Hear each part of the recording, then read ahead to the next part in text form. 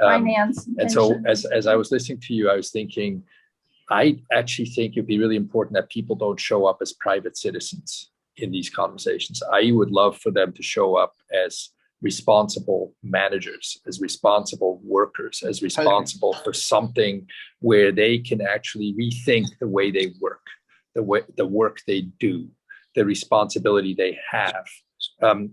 I was reminded, I mean, you're South African, and so I'm going to tell a quick story that relates to that, where we worked with Old Mutual back in the mid 90s, early 90s, and you remember what was going on in South Africa then. And this is an insurance company that, through this kind of contemplative work, we had them for 5 days, came to a place where they said, we're going to have to become the corporation committed to the renewal of South Africa as an African nation. This was at the threshold moment where Mandela was going to come into power, and all those kind of things happened. But imagine for a corporation,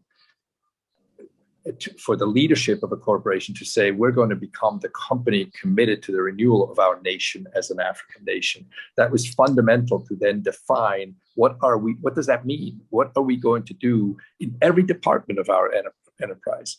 How do we manage our interaction with our various communities, with the changing political reality, et cetera, right? It changed everything. It went away from, we are an insurance company, to we are actually in a completely new transformative task.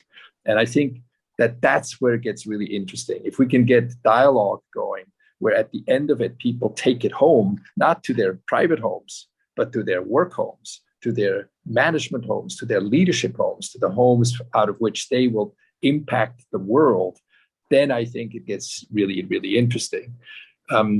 So that's just what I took away from the conversation that you and Lisa just now had. And as I was contemplating, and also remembering David's point about the frustrations of, communicating sort of into the world and not much comes back. It's time to act.